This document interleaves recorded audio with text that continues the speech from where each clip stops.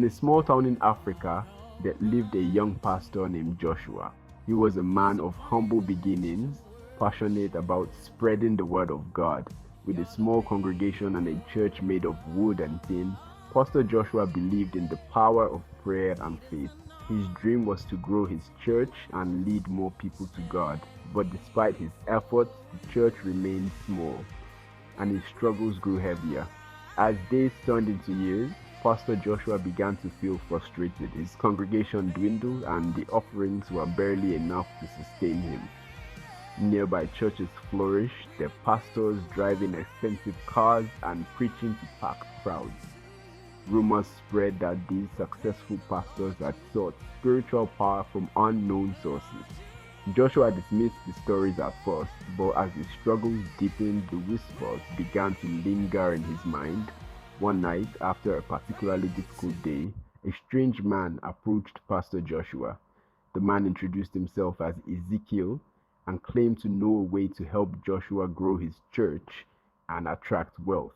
He spoke in a low, persuasive voice, offering promises of power and influence. "There is a place," Ezekiel whispered, "where you can gain the strength to draw crowds and work wonders. But it is not without cost.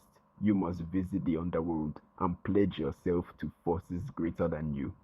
Pastor Joshua hesitated. The thought of abandoning his faith frightened him, but the temptation was strong. He had prayed for years, yet his situation had not improved. Desperation clouded his judgment, and he agreed to follow Ezekiel. One dark, moonless night, Ezekiel led Joshua to the edge of a dense forest. They entered a hidden cave, its walls cold and damp. Deep inside, they came to a strange altar surrounded by flickering flames. Mysterious figures stood in shadows, their faces hidden. Ezekiel instructed Joshua to kneel before the altar and make a vow. "If you seek power," Ezekiel said, "you must give something in return. Your soul will be bound to this place, and you will never truly be free."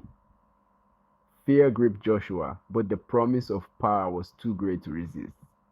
He spoke the words Ezekiel demanded, feeling a strange force envelop him. The flames roared higher, and Joshua's body trembled. When the ritual was complete, Ezekiel smiled. "You are now one of us," he said. "Return to your church and you will see the difference." At first, everything Ezekiel promised came true. Pastor Joshua's church began to grow rapidly. People flocked to him, drawn by his charisma and the miracles he performed. The once small church became a massive building filled with worshippers. Wealth poured in, and Joshua lived in luxury. But beneath the surface, Joshua felt uneasy. Strange visions haunted his dreams, and he often woke up in cold sweats. The rituals Ezekiel demanded became darker and more sinister, and Joshua realized he was trapped. The power he had sought came with a heavy price. He could no longer pray to God with a pure heart, for he felt the weight of his pact with the underworld. One day, a woman from his congregation approached him after service. Her name was Sarah, a devout Christian who had always sensed something was wrong. She looked into Joshua's eyes and said, "Pastor, your sermons are powerful, but they lack the spirit of truth. What have you done?" Her words struck Joshua deeply. He tried to dismiss her, but her question lingered in his mind. For the first time, he felt the full weight of his actions. He had abandoned God for temporary gain, and now his soul was in danger. That night, Joshua fell to his knees and prayed earnestly for the first time in years. "Lord," he cried, "I have sinned against you. I sought power in the wrong place, and now I am lost. Forgive me and deliver me from this darkness." The room grew silent, and a gentle voice spoke to him. "My son, I am always here, but you must renounce the underworld and face the consequences of your choices." Joshua knew what he had to do. He returned to the cave where it all began, determined to break free from the pact.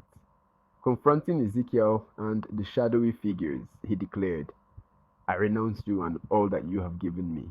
I belong to God and God alone." The flames roared violently, and Joshua felt the weight of the spiritual battle. But as he called on God, the darkness began to fade. The cave shook and the figures disappeared, leaving Joshua alone. When he returned to his church, it was nearly empty. Most of his congregation had left, and the wealth he had gained was gone. But this time, Joshua felt peace.